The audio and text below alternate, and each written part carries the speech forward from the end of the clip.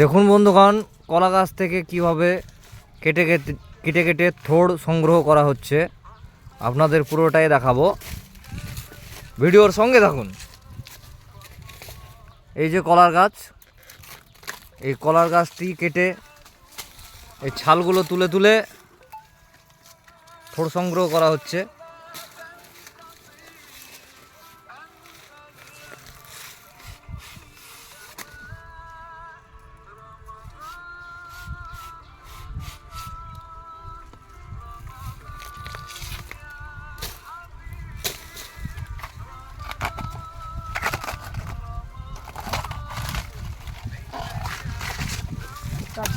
বেরিয়ে গেছে বন্ধুরা, বেরিয়ে গেছে।